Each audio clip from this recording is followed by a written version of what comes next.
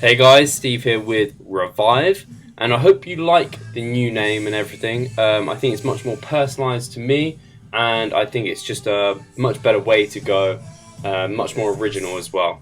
So there you saw my kind of warm-up before my main deadlift, and this is a PR for me.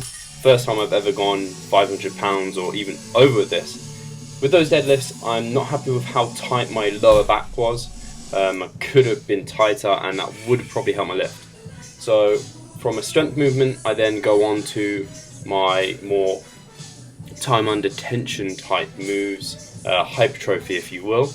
And first is overhead press. Don't look at my form and think it's great, because it's really not. I can't lock out at the top. It's something very strange for me. I literally can't get my arms overhead and lock out. Overhead press isn't probably the best movement for me, but it is a great movement and it doesn't cause me any troubles, so I keep doing it. So then I go on to Romanian deadlifts. This again is more so to isolate my hamstrings, because they don't really get much work during deadlifts or squats, which are my main strength movements for my lower body. So I really need to have some isolation movements in there. Of course I do some hamstring curls and sometimes some Nordic curls on the ball. They're very good as well.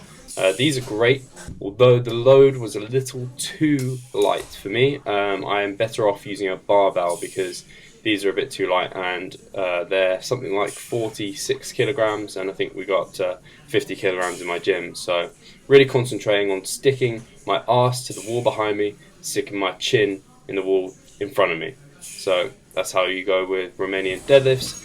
Then my session moved on to chin-ups, and here again, just trying to focus on pulling with my lats.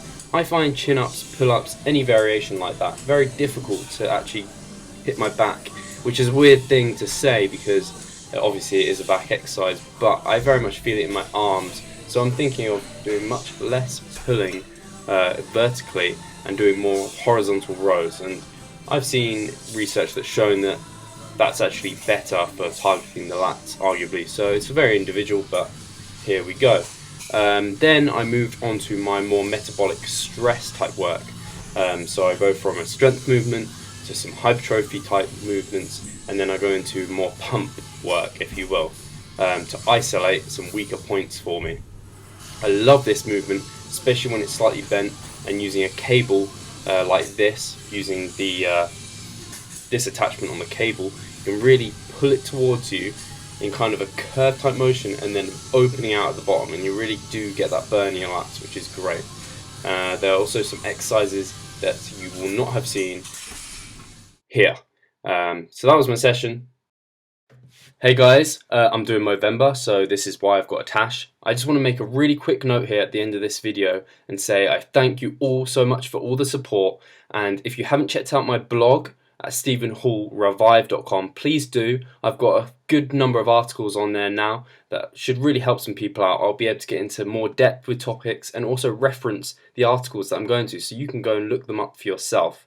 I will also, because I've been requested to do a video on what my actual training is right now, because I haven't done a full video on that. I've shown you some clips here and there.